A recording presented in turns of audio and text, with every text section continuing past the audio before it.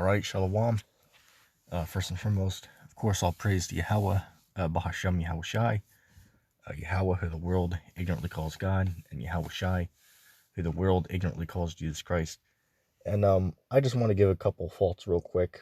I just got a comment on one of my community posts by a coon out there, which I don't remember the brother's name, but I can tell from his comment that the brother don't know what's going on.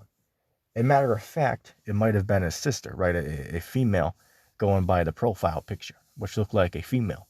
All right, so regardless of whether it's a male or not, that's irrelevant. But they put up a comment and said that basically the New Testament is fake. Let me say that again. They said that the New Testament is fake. And then if you ask them, well, why do you believe that, may I ask? And they don't know. They're just saying, well, it's not real. And these are the same guys that just like what's that cat? Just like what's that guy? Samuel Owen, right? The guy who believes that he's Jesus Christ himself. That's a joke in itself. But we asked him last time he came on the show. We asked him about the writings of Paul, and he was like, "Oh no, I don't accept anything that Paul, wrote," which baffles my mind because I don't understand where these people get that Apostle Paul was not inspired by the Most High. I'm not sure where they get that. If that's the case, well, why can't we just say that that Luke or John was not inspired by the Most High? Why is it just Paul? And that's a real question. Why is it just him? Because when I have read his books, and I've done it multiple times, when I read his writings, it clearly matches up with what I read in the Old Testament and in the Apocrypha. Okay, in multiple different areas. It clearly lines up with the Bible.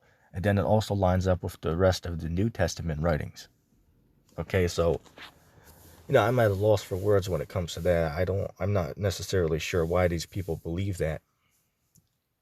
But, that's besides the point. They said that the New Testament is fake. And I just want to give some thoughts on that. Okay, now, I'll quote a few precepts. You can read them yourself because I'm out in transit right now. Excuse me if I sound a little weird. It's actually pretty damn cold out here. But anyway, here's a few cuts, right? Or as Sakari would say, here's a few daggers, if you will. Right? Here's a few daggers. What about if the New Testament is fake? Well, why does it predict the coming of Christ in the Old Testament? I'll give you an example. What is that? Isaiah the 7th chapter, or Isaiah chapter 7. If you go to Isaiah chapter 9, start at verse 5 on down, it speaks about Christ. If you go to Isaiah chapter 53, read the whole chapter. It's clearly talking about the coming of Christ, man. Right? And that Christ would be crucified for the nation of Israel. And that was back in Isaiah's time that he wrote about that. So wait a second.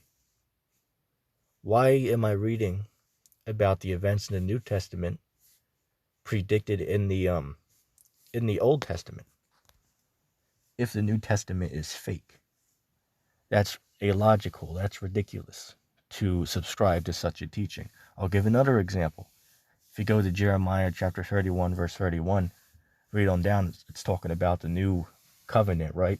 But if you go to the book of Hebrews chapter 8, it literally says the exact same words in the book of Jeremiah as it says in Hebrews the 8th chapter. They literally say the exact same thing.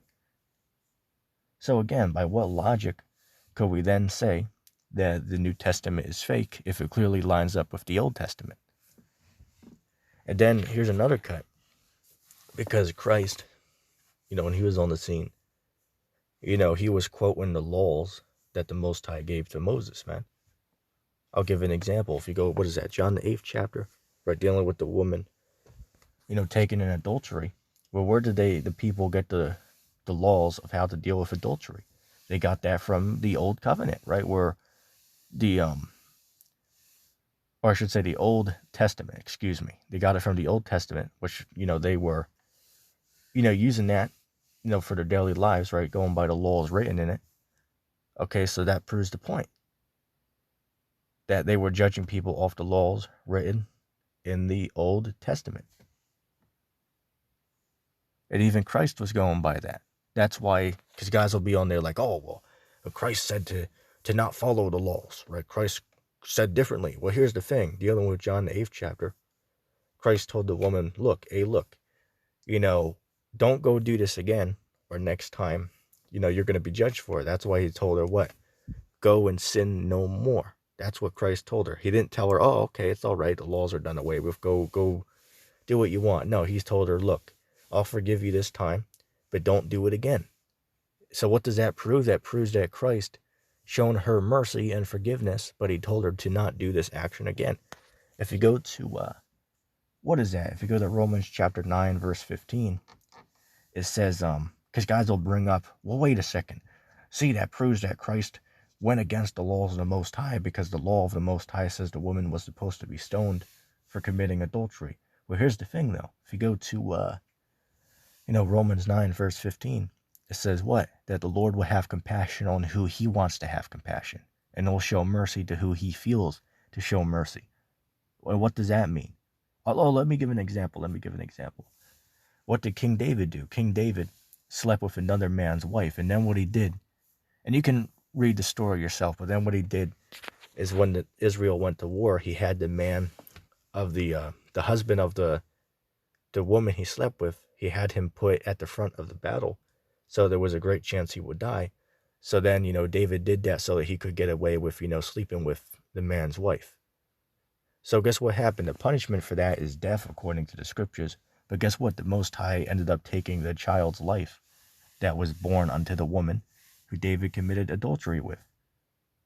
But the point is, the Lord had mercy on David. He decided to show mercy in that situation, because the law says, according to the scriptures, that if you commit adultery, which is sleeping with another man's wife, which King David did, the punishment for that is death.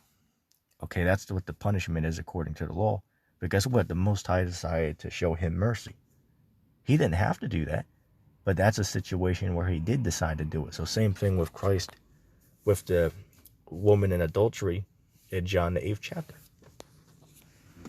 All right, so these guys can't make a statement and say, oh, well, see, but Christ taught to go against the laws of the Old Testament, because the law says that, you're supposed to stone someone for doing that, but Christ didn't do it. And you're right, he didn't. You know why? Because the Lord shows mercy to who he decides to show mercy. Romans 9:15, read it yourself. And that's why I said, man, a lot of these guys who, try to teach, the scriptures, clearly don't know what the hell's going on, man. And that's why you have these Christians out here, saying that they can eat whatever they want now. Remember having a conversation with this one cat on the show, calls himself Mike. He called in last week, and he was respectable. He knew a couple things, but he clearly he's not on much of a level, right? He has some stuff he got to learn, but he put up a couple fair arguments. I'll give him that on certain topics. But then the topic regarding eating what you want came up, and he, as all Christians do, they go to Matthew the 15th chapter, 17th verse on down. Say, well, see, it's not that what goes in the mouth that defiles the man, but that what comes out. So see, that proves that you can eat what you want. That's not true, though. You know why? Because if you go back to verse 2, excuse me a second. If you go to verse 2, the context was the Pharisees asked Christ, well, why are your disciples eating without washing their hands? So the context of the question was eating with unwashed hands. So then when you go to what Christ said, when he responded, which is verse 17 on down, he said, whatever goes in the mouth don't defile the man, but it comes out. But to eat with unwashed hands, this does not defile the man. So the whole topic was speaking about is eating with unclean hands, right? He was saying, look, if you use the restroom without washing your hands and you eat, the germs that go in your body, they're not going to defile you. Okay, because they just get passed through the system. That's why you have an immune system.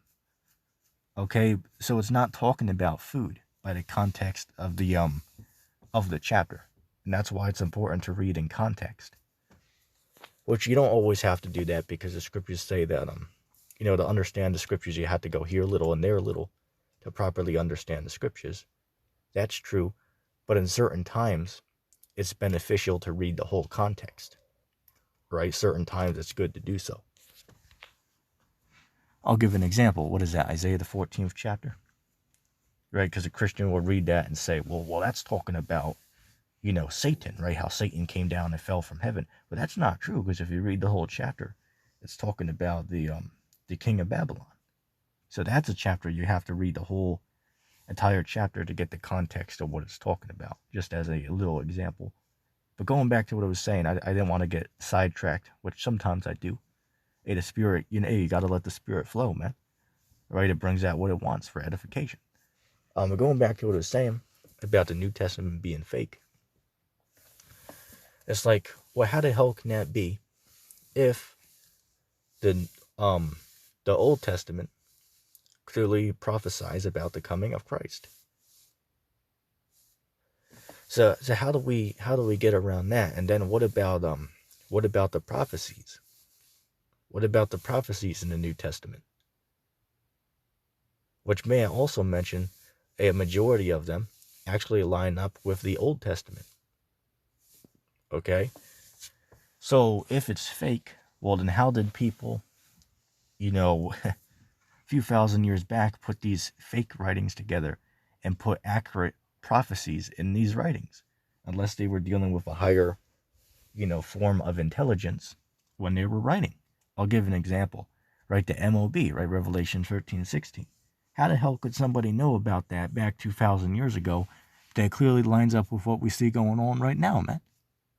What do you believe the mark is this juice or, this chip?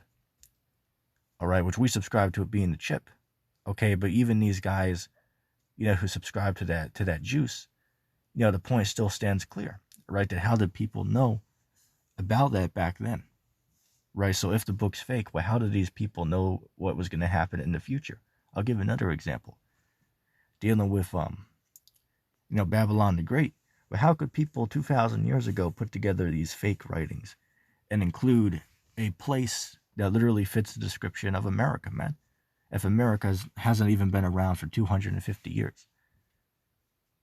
So it's very clear, going off those few reasonings, why the New Testament can't be fake.